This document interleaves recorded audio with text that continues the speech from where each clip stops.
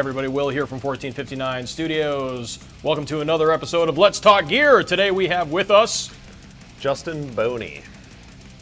From? Oh yeah, the bands I play in. Yeah. I play bass in Cymothoa and also play bass in a band, Den of Thieves. So Cymothoa, that's how you say it because people always can't pronounce the name correctly. Correct, that's how you say it. Cymothoa, just like it sounds. Exactly.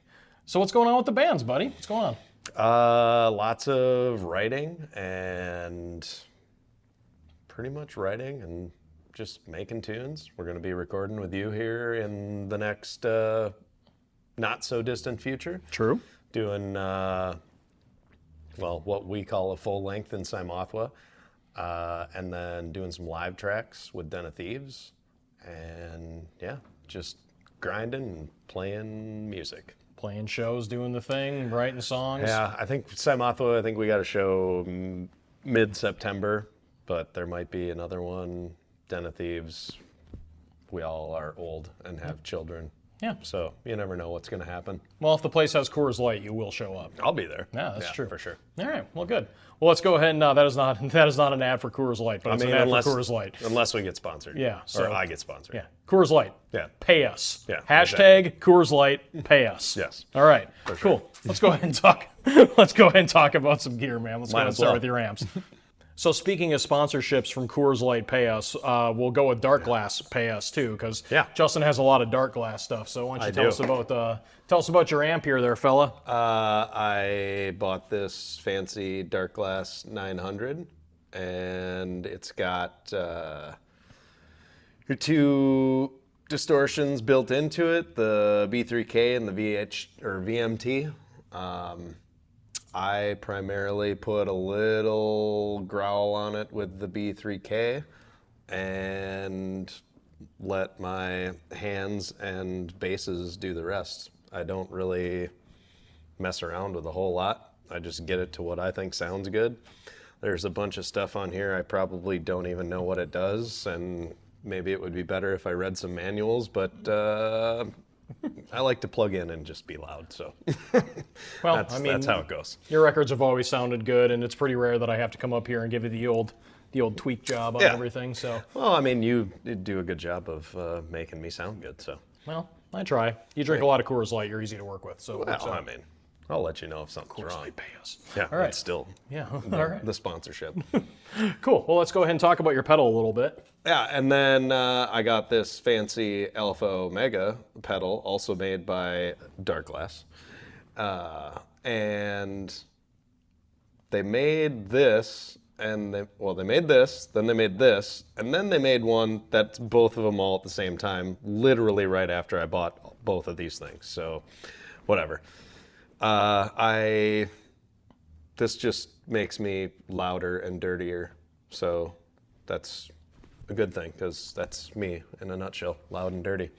Well, Cymothoa is a three-piece band, so it's the good old power trio. So it's nice to be able to fill in all that good stuff. So it's cool for that. And then in Den of Thieves, it's just a big, just giant noisy band to begin with. So noise on top of more noise. Yeah, that's why I kind of started doing just running a little bit of the B3K through there to just give everything a little overly, kind of a little growl to it. But with Den of Thieves, I bump that up a little more and just barrel ahead. All right. I mean, Dark Glass does make good stuff. The studio owns a Dark Glass head too, so it's yeah, and then with Cymothoa, I go between kind of everything. I'll go back and forth between both things and different parts depending on the song and when it needs to get louder and heavier. Or, being as we're only bass, drums, guitar, sometimes we need a little extra boost. Jeff hates it, but what does he know? He's a guitar player. Yeah. There's a lot more of us than there are of you. Just remember that. It's all good. All right. Well, let's go ahead and talk about cabinets next, huh? Okay. All right. So cabinets. So here's my personal opinion about cabinets, because I like to talk about bass cabinets and technology, right? So the thing about guitar processing, that whole idea of there's more guitar players than there are bass players, right? That whole thing about guitar processing modeling, there's so much more of that than there is for bass. There's some of it out there, and some of it's pretty good. But real cabs just sound better. And as many times as I've tried to do the digital thing with basses, it seems like cabs always sound better. And I thought that would be a good thing to talk about with you because you have multiple cabs, and there's a reason you run multiple cabs. Yeah. One, agreed. I think everything sounds not good when it's just into the board and coming out of the PAs for like live shows. I've seen bands do it, and I get it with touring and all that stuff, but I don't think anything beats a big old stack of speakers on the stage. Yeah. So I have, this was the most recent thing I bought is, once again, Dark Glass, 2x12, and it's, the main reason I bought it is it sounds great. The second main reason I bought it is because I'm getting older and hate lifting stuff, and this thing is 40 pounds. You can lift it with one hand. It's great.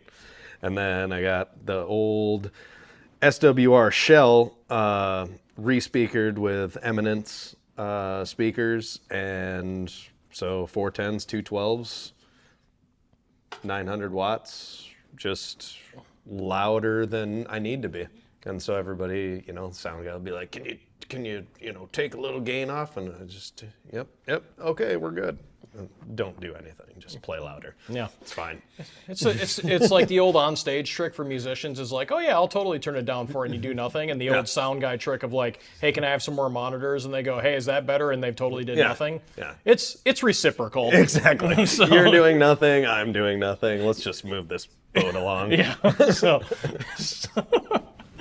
So the old Dark Glass stuff again. So Dark Glass, pay us. Yep. All right, let's go ahead and talk about some basses. So if we're going to continue along the line of boutique, expensive, cool things, let's talk about your basses. Here you go, fella. This is my beauty, the Warwick thumb bass, neck through, Babinga. It's the best thing I've probably ever purchased. Yeah, it just sounds great, and never had a problem with it.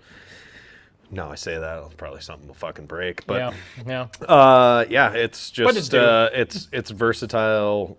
It can, I mean, we tuned to C in Cymothoa, B and A in Den of Thieves, and it holds all of those. Once you get it in tune, it doesn't come out of tune. I slap it, strike it, pluck it, everything. It's a beautiful piece of wood, and I wouldn't trade it for anything else, I don't think.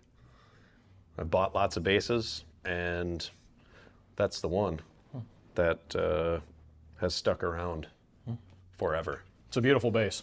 I love it. So from an old standard to a fairly new one for you. Yeah. It's another Warwick. That's not shocking. Yeah, like I said, I've had Fenders, Schecters, this, that, and the other thing, and I don't think anything beats Warwicks. So well, they can sponsor me too. Yeah, this is the new one. I got myself a fancy Corvette double buck, and still learning and figuring out everything that comes with this. With the double buck pickups, and you have your different switches that you can figure out different configurations. You go these two, you can do all sorts of stuff with it. The onboard preamp on those things is crazy. Yeah, and it's, passive pickups, I was like, I don't know, but it was a good deal, and I got it, brought it home, slapped some thicker strings on it, and immediately tuned it down to A, and it held and sounded great, and just really has a lot of growl to it, especially when you slap some distortions and all sorts of stuff on it. But still figuring it out, but it's pretty damn cool. And I haven't played a 4-string for like 30 years. And that's fun too. Yeah. Kind of brings a new little revival to your music playing when you're like, I have to figure out a smaller neck and less stuff. I always go down and I'm like, there's not a string there. So I got to get used to it. It's always like that when you're like writing in a new tuning or something. It just opens up new musical avenues for you. I imagine going from a 5-string to a 4-string is the same idea. Yeah. So it just goes, oh, you have to think about the instrument differently, so you play differently. Yeah, the guys in Den of Thieves are like, we just bought new 7 strings and you went to a 4-string? It's like, I just go the opposite. Yeah. I'm always the opposite. Yeah. Tuning. Yeah. It's a wonderful thing. And so you just tune it. Yeah. It's all good. And it plays. Awesome. So, yeah. Awesome. Those are my basses. So, Warwick, please send me more. Yeah. There you go. They're great. Well, Justin, thanks for doing the show with me here today. Really appreciate it. No problem. Letting you check out all the cool dark glass gear. Remember, dark glass pay us. Warwick pay us. And of course, send me free stuff. Yeah. Coors Light pay us. Yeah. There you go. Check out Cymothoa and Den of Thieves. They got a lot of stuff going on all the time. And a new album coming out recorded by him and me soon. Mostly this guy. You have to play the show. Either way, I try. See you next time. I'm on earth this day, where the effort is still the fight, where the prospect is burning.